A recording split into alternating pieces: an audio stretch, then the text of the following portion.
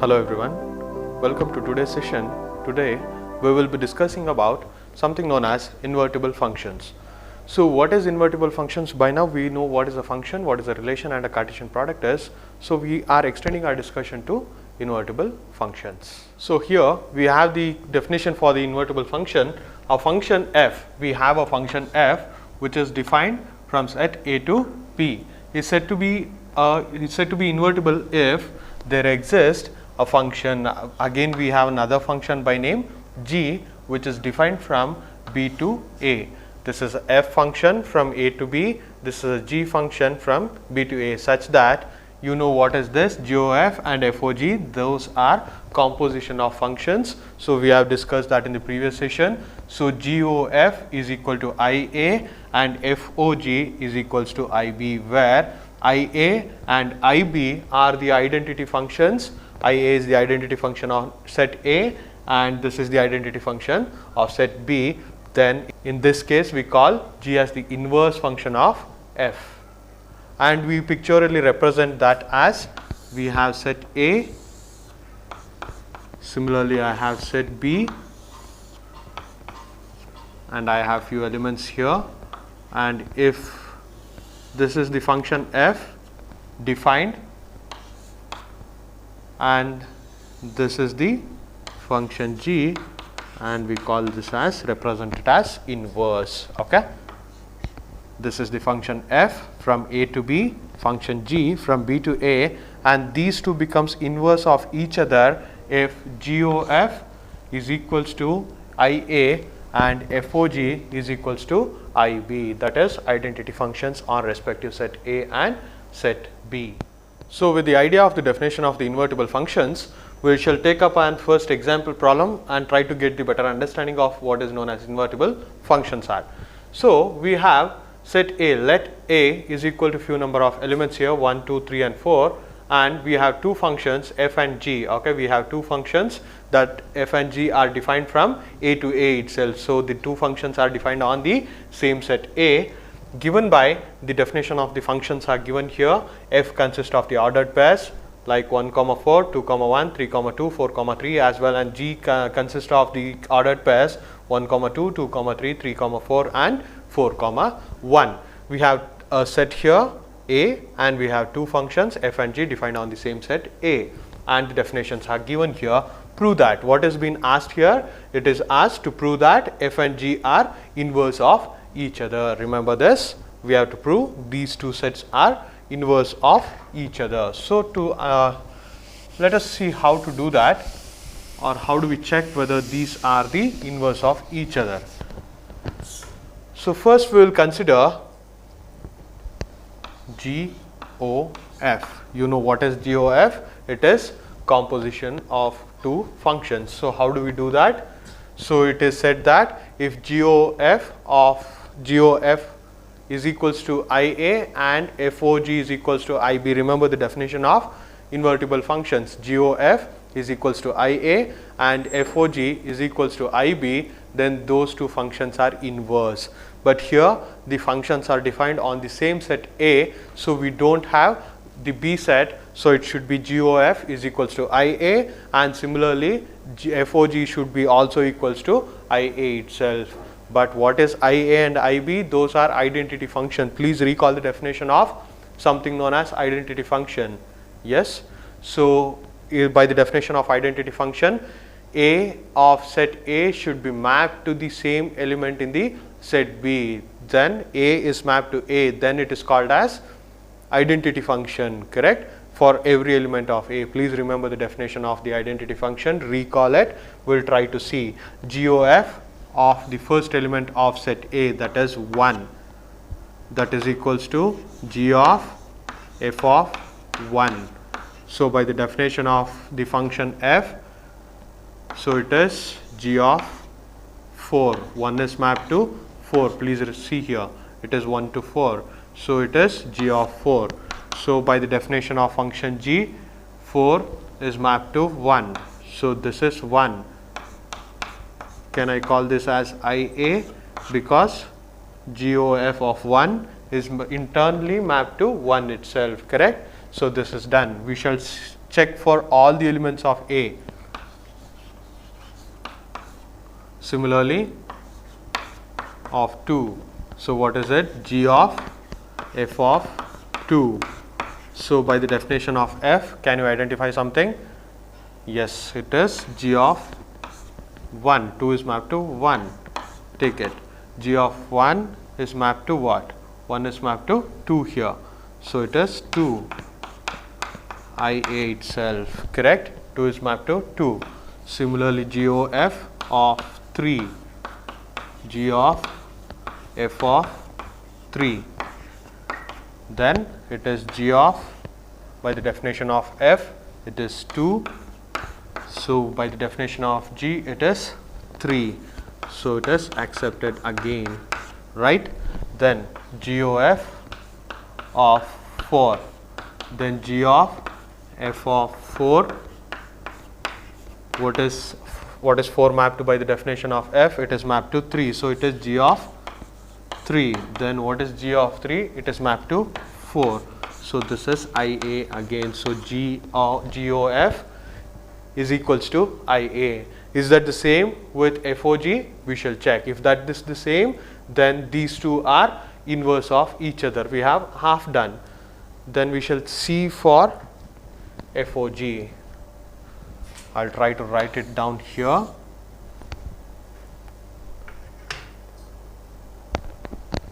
FOG of 1 itself, because it is defined on the single set A.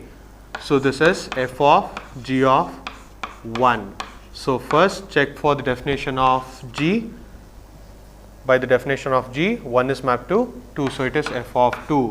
What is f of 2? By the definition of f, it is 1 again. So thus FOG of 1 is equals to 1. So this is again accepted as I of A. Accepted. Then FOG for element 2, f of g of 2. What is g of 2 by the definition of g? It is 3. So it is f of 3. What is 3 mapped to with the definition of f? It is mapped to 2. So this is again accepted as I of A. Accepted. Then FOG of the element 3, f of g of 3.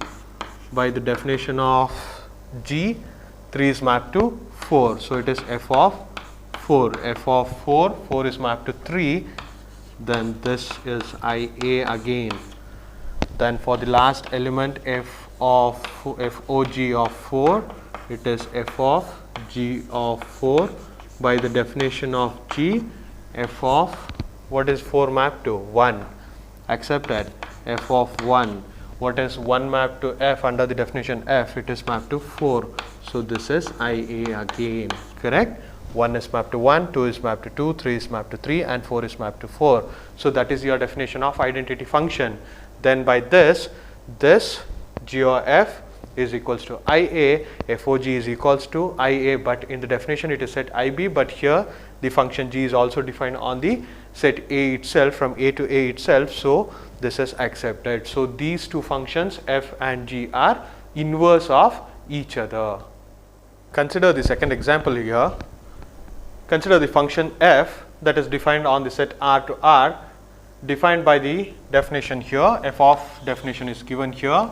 F of x is equals to 2x plus 5, and let the function g is also defined on the same set R to R be defined by the definition given here. F of g of x is equals to 1 by 2 into x minus 5. Prove that g is an inverse of x. Okay. So for any x that belongs to set R, we will consider for any x that belongs to set R, we will try to identify g o f of that particular x that belongs to R. Okay. So by the definition of the g o f, that is composite of functions, g of f of x. What is f of x? By the definition it is given g of 2x plus 5. Consider this whole thing as x now. So considering 2x plus 5 as x, g of x is equals to what? 1 by 2. Consider this x, 2x plus 5 as x. So it is 2x plus phi and the minus phi. Okay. Now what happens when I simplify this? Plus phi minus phi gets 0 and 2 gets cancelled, and this is x. So x GOF of x is equals to x in turn. So this is identity function on the set R, I R. Then followed by one thing is solved. Then is it an inverse? To identify the inverse, it has to be the same with the other also. That is FOG of some x that belongs to R. Then it is f of g of x. So you know the definition of the function g. So g of x is nothing but 1 by 2 into x minus phi, correct? Now this is considered as the x for the function f. So by doing that, what happens? By doing that, consider this whole thing as x, substitute that particular thing, this 1 by 2 into x minus phi in the place of x here in the definition. So by doing that, 2 into 1 by 2 into x minus phi, this whole thing plus the phi. Okay. By simplifying this, what do I get? 2 gets cancelled here, and x minus phi plus phi. So x would be left out, and this is I of R again. Correct? Because x FOG of x is mapped to x again. So these are identity. So we can say that G is an inverse of S, or two functions are inverse of each other. Next, moving on to the further topic that is known as 0-1 matrices and directed graphs. Okay.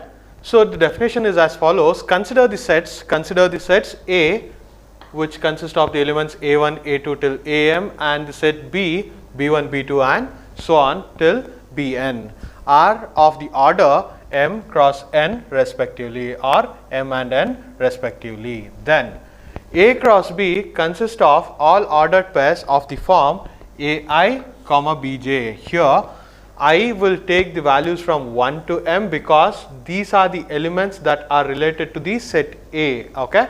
And Bj, where j will take the values from 1 to n because these are the elements from set B, and the size of the set A and set B are m and n respectively. So the I and the j values are here. Okay.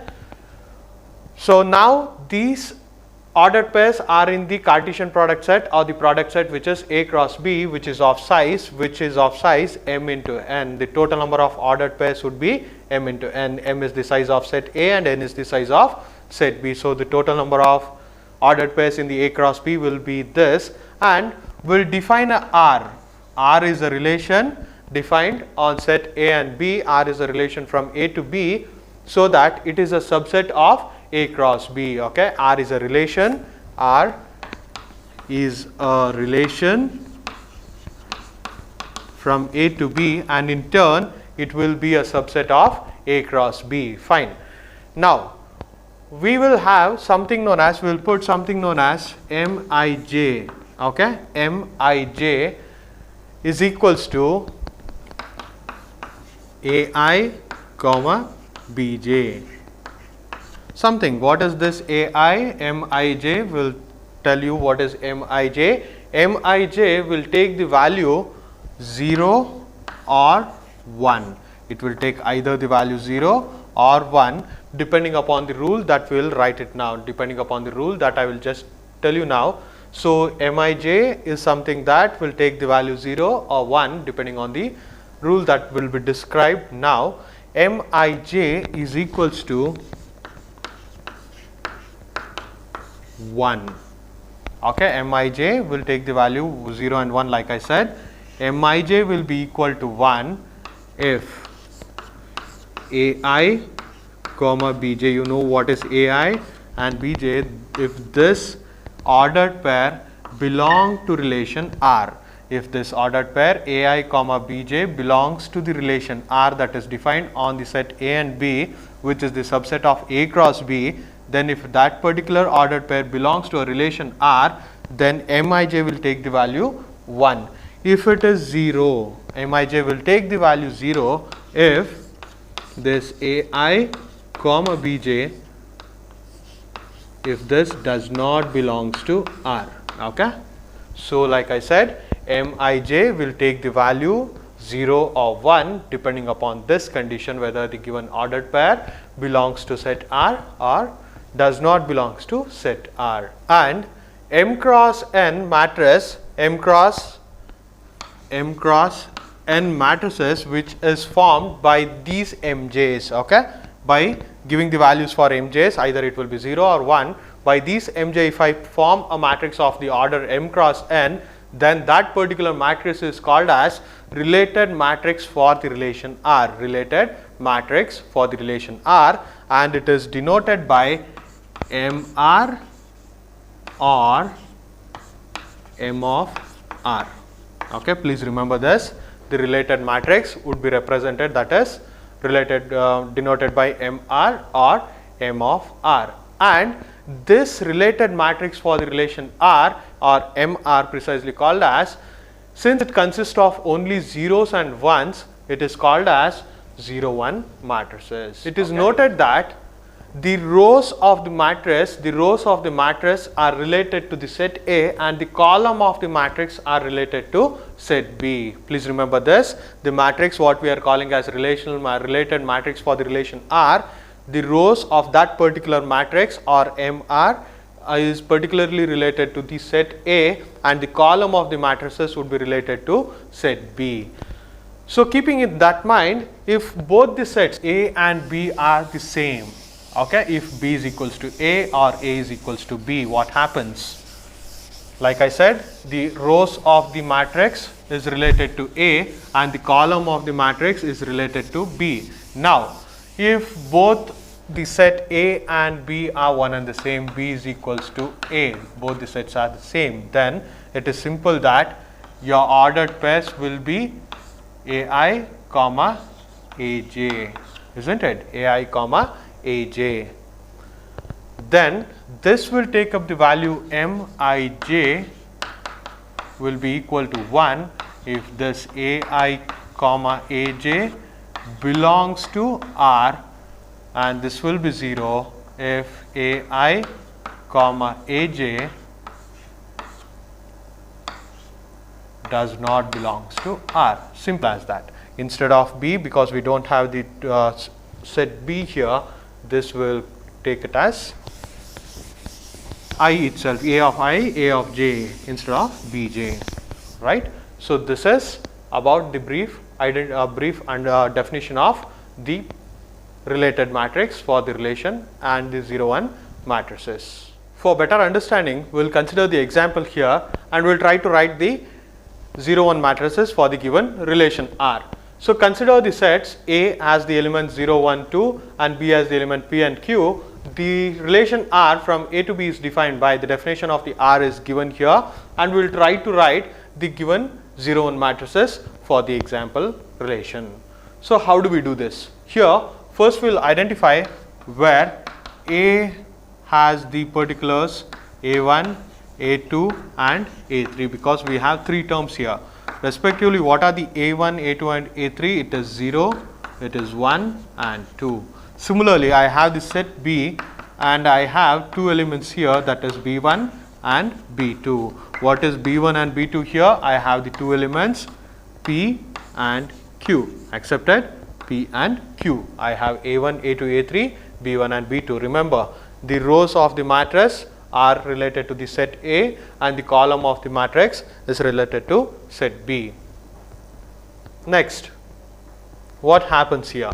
How do I write it? I want Mij's in order to write the related matrix for the given relation R. So I want M1, that is M, I will take the values from 1 to 3 because I have 3 elements here. Similarly, J will take the values from 1 to 2. So M1 1, I is 1, J is 1. So what happens now? When that is the case, A1 comma B1. When I say A1 and B1, what is A1 in turn? A1 is 0. What is B1? That is P. Does this AI comma bj belongs to R. Check with that. Yes, 0 comma p, that belongs to R. Remember the definition of Mij and or the rule that we have followed. If that particular AI comma bj belongs to R, then what is the value that you will be giving? 1. So this is 1 because this belongs to R. Fine. Similarly, can I do it for the next? I will increment the j value Mij, that will give you a1 comma b2, that is 0 comma what is b2? b2 is nothing but q. So does this 0 comma q belongs to R? No, this does not belongs to R. So this is given as 0. You can also write, just for your understanding sake, since it is a first problem, you can write it as 0 comma p belongs to R. So this is 1.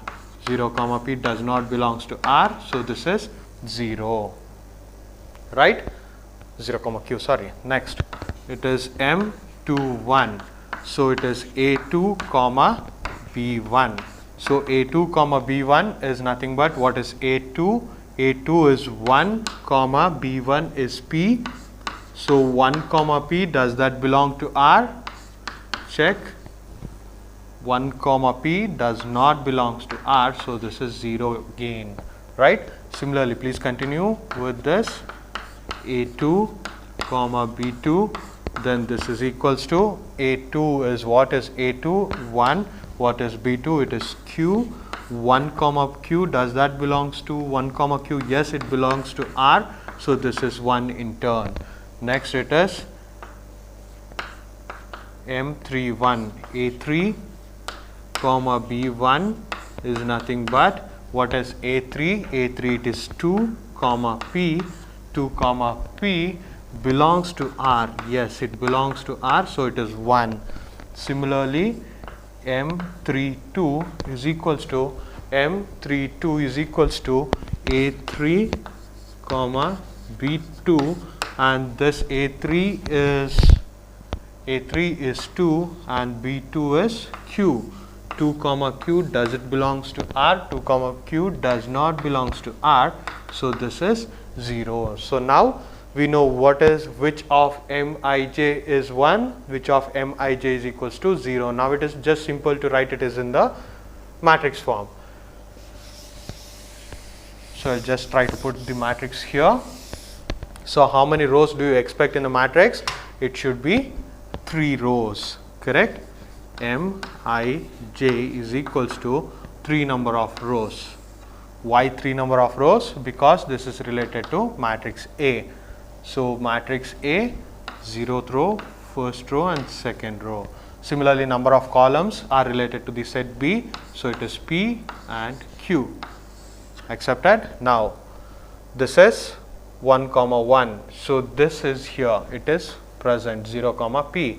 Similarly, 0 comma Q is 0, and 1 comma P is also 0. 1 comma Q is 1. Accepted. 2 comma P is 1 again. 2 comma Q is 0 again, right? So this is just identify the number of ones and zeros. Ones are 3, zeros are 3. Yes, perfect, it's fine. So this is the 0, 0, 1 matrices for the given relation R, and you can call it as related matrix for the relation R. Consider the next example where it consists of the set A, which has the elements 1, 2, 3 and 4, and a relation R is defined on the set A itself. So the definition of the R is as follows: 1 comma 2, 1 comma 3, 2 comma 4 and 3 comma 2. So here we don't have the set B to write the MJs, that is the relational matrix, related matrix on the relation R. We are supposed to write that particular matrix for the given relation also. So here A is equals to A1 comma B, A2, A3 and A4, and in turn this is itself is equals to B, because we know that it is the relation R is defined on the set A itself. So now what happens next? The particular I and J both will take the values I is equals to 1 comma 2 comma 3 comma 4, and similarly j is equals to 1 comma 2 comma 3 comma 4 itself. Correct? Both will take the same value, and accordingly what happens is that Mij will be equal to Ai comma Aj, not Bj, because we don't have something known as the set B. So it is one and the same, and in turn this is nothing but I comma j. Okay, whatever the I and j value will be there, that is the ordered pair that we will be talking about. So further we can write it as, we'll try to write Mij's number of rows and number of columns will be equal. This would be a square matrix because both are 4 and 4. M 1 1, that is 1 comma 1. Please check whether this 1 comma 1 belongs to the R. No, so this is 0. Simple as that. That does not belong to the R, so it is 0. Similarly, M 1 2, M 1 comma, that is 1 comma 2. 1 comma 2 is there. Yes, it is there. This 1 comma 2 belongs to R, so it is 1. Similarly, 1 3, M 1 3, 1 comma 3. 1 comma 3 is also present here, so this is 1 again. M 1 4. Check for this. M 1 comma 4. 1 comma 4 is not present, so this is 0. Similarly, we will try to do that for all the possible values of I and j. This is 2 comma 1. Whether the 2 comma 1 is present there? No, it is not. M 2 comma 2, 2 comma 2, 2 comma 2 is present? No, it is not. So it is 0. Similarly, M 2 comma 2 3. So that is 2 comma 3. Is 2 comma 3 present over here? No. And similarly 2 comma 4, M 2 4, that is 2 comma 4. 2 comma 4 is present, so it is 1. And 3 1, M 3 1, that is 3 comma 1. Whether 3 comma 1 is present? No. M 3 2, that is 3 comma 2, and yes, it is present, it is 1.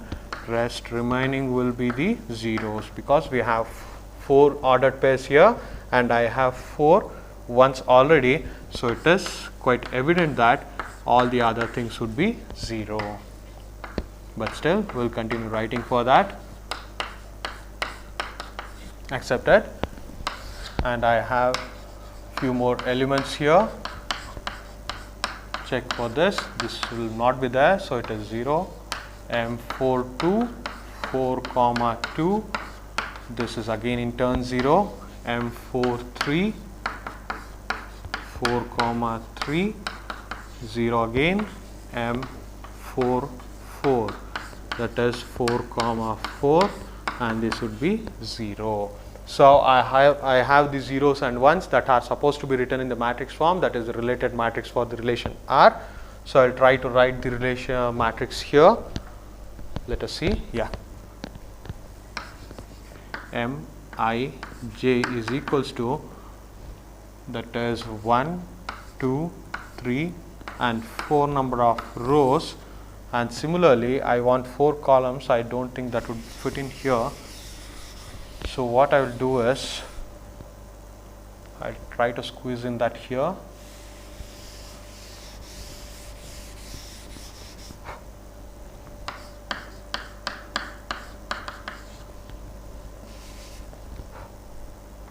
You know this already, so these will be zeros, and I will try to write the Mj here.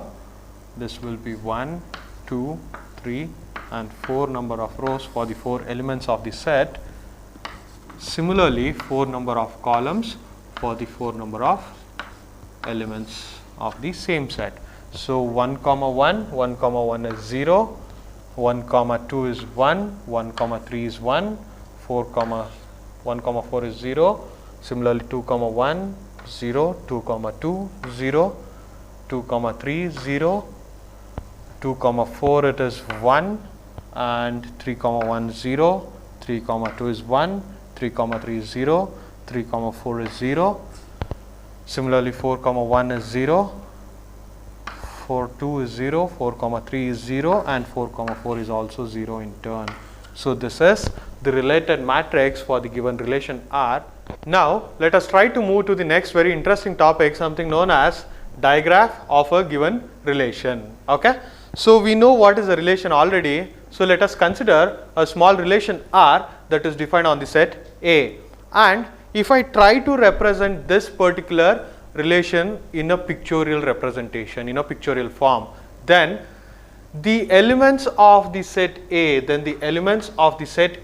will become the nodes of a particular graph. Okay, if I try to represent that particular relation R in the graphical form or the pictorial form, then the elements of set A will become the nodes and the edges. What does this edge mean? If that particular relation has a ordered pair in it, if the particular relation has the ordered pair which is the element of the Cartesian product that is defined on the set A itself, then that becomes the edge of it. Okay, we know what is a node. Node is nothing but the elements of the set A, and if a ordered pair is present in the relation R, then that particular, for example I have x comma y as the ordered pair that belongs to R. Then if the x comma y belongs to R, then this edge connecting the node x and node y will become an edge. Okay, the path or the line that is a curve that is connecting the node x and y, and if this particular thing or the ordered pair is belonging to the, or it belongs to the relation R, then that particular path will become an edge, and the resulting pictorial representation, I have a node, I have an edge, the resulting pictorial representation will become an directed graph, or simply we call it as digraph of the given relation R. Okay, so in order to know this pictorial representation in more familiar or in more details, we have few of the other terminologies as well. By now we know what is a node, we know what is an edges R. Now what is an origin, or we call it as also source, from where the particular edge generates. For example, if x comma y, then the edge will start from x and end at y. So x becomes the origin, or we also call it as a source, and y becomes the terminus. Okay, or we call it as destination also, but here we give the word source and terminus. And the nodes which are not origin or the terminus, it's not the neither origin or the source nor terminus, then we call such nodes as isolated vertices. Okay, so we know what is a node, what is the edge, the from where the edge start is known as source, where the edge ends is known as the terminus. The edge with the node which is not the source neither the terminus are called as isolated vertex. Then something known as in degree, number of edges terminating at a given node, number of edges that are terminating at a given node will give the in degree of that particular node. Then out degree, number of edges starting generating from that particular node will give the out degree of the given node. Okay, in degree is that total number of edges terminating at the node, out degree is that number of edges that are generating from that particular given node will give you the in degree and out degree of a node. Then a loop, the edge for which the source and the terminus are one and the same, then we call it as a loop. Okay, so these are the few of the terminologies that we'll be using in order to write the digraph for the given relation R. Consider the example given here to write the digraph of a relation. Consider the set A which has the elements A, B, C and D, and the relation which consists of the ordered pair A comma B, B comma B, B comma D, C comma D, C comma D. Here we have the repetition of the ordered pair, but that doesn't make any significant difference here. Be D comma A and D comma B, D comma C, sorry, and that is defined on the set A. Now we'll try to write this in the pictorial representation that will give us the digraph of the given relation R. So we have the number of elements R, number of elements on the set A are 4. So how do we write it? We'll consider A, B, there is no specific rule that you have to write the digraph like this, you can write it in your own representation, but here I am following this. A, B, C and D are the 4 nodes. Those are the elements of set A. Recall the definition of all the terminologies that we use, nodes and the edges. Now edges, for an edge to be present on this particular graph, then it has to be present as the ordered pair in the given relation R. So A comma B, I have A comma B and I direct it. Why it is known as directed graph? Because each and every edge here has the direction. That is, this is the edge starting from A and ending at B. So A is the source and B is the terminus for the given edge A comma B. Similarly, B comma B for the edge which has the same source and the terminus as the same node, then we call it as a loop. So B comma B is a loop. Then B comma D, this is one of the edge. B comma D is one of the edge. Similarly, C comma D. C comma D is another edge. Okay, C comma D is present there. D comma A, I have D comma A. Similarly, D comma C. This is it. How many edges are there? 1, 2, 3, 4, 5 and 6. So count the edges 1, 2, 3, 4, 5 and 6. Okay, done. So we have these many number of edges, and this how the directed graph of the given relation R appears like.